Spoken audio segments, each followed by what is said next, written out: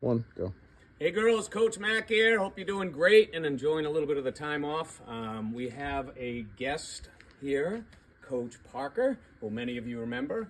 She's going to walk us through the steps of the snapshot because we're all going to be very vigilant in practicing our snapshot. So Parker, over to you. So snapshot is a lot quicker than a wrist shot. You can take it from anywhere. It's like, it can be like a sneak attack, and gonna teach you how to do the setup. So before you take the shot, especially when you're practicing, you want to make sure you get these pointers. So first you want the puck to start on the toe of your stick so it can roll across the blade. You want a balanced stance. You don't want to be out here with your weight on your stick. You want your weight in your feet. And you want your hands to be at least as far away as your elbow is when you put it on your stick like that. So I put my hands around here on my stick, but you can put a little farther down. You don't want to be all the way down here. And to help me get used to this, I used to put a little piece of tape right here, and it would help me adjust whenever I held the stick, and whenever if I was stick handling, I could always revert back to that spot when I am ready to shoot. Step 2 is the twitch. So it's how you add the spin on the puck, and it's the opening, closing, and opening of your blade. So you want to close, open, close. And with your wrist, I'll put my glove off, looks like close, open, close. And you can practice that, taking your stick like this and just doing this and going as fast as you can. And it gets your wrist moving really fast. That's how I practice it. So you want the puck, again, low stance, puck on the toe of your blade.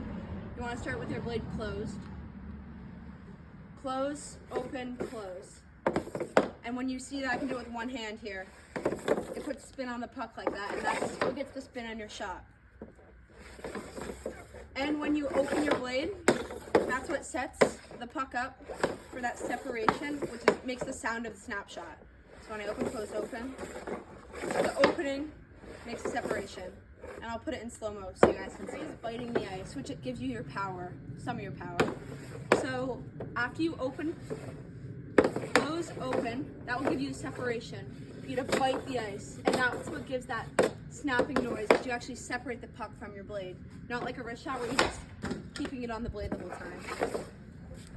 So puck on the toe to your open, close, and then that's when you bite the ice right there. And you can practice biting the ice by just taking a mini slap shot, but keeping your stick on the ice like this. Okay, last step is your follow through, and it's arguably the most important part. It's how you get the puck where you want it to go.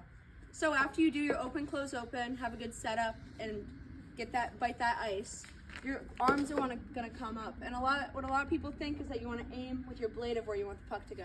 You actually want to aim with your hands, this part of your shaft in your hands. If I want the puck to go to the left, I'm gonna aim my arms there, and same with the right. So you're gonna come up off your shot. You want this bottom elbow to have a little bit of bend in it, like this. And you want that top hand to be pointing up. Some people say show your stamp, that logo bow. I want to be pointing at my target. And you want to pretend that you're pulling a glass of water on the top of your hand, so your arms are nice and stable. On the rest of your body, you want to make sure you're balanced. Sometimes people fall after their shots because they're not back in that balanced spot like you wanted to be at the beginning.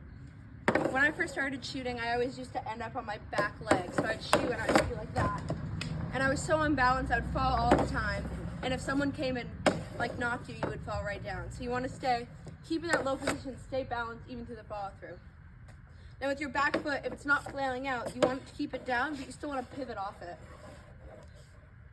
I call it squishing the bug. So you want your big toe as like the only thing touching the ice. So you want to push through that big toe.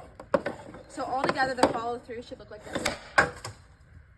Big toe squishing, arms up, and in a balanced stance. Okay, now watch on the slow-mo shot how I use all the steps. First, I have the puck starting on the blade of my stick in a balanced stance with my hands in a good distance. Now, I'm going to close, open, close my blade, and with that separation, then bite the ice. Coming up through my follow-through, my elbow's bent, and my top hand is showing my stamp and not spilling the water. My toe is squishing the bug, and I'm balanced, so I won't fall over after the follow-through.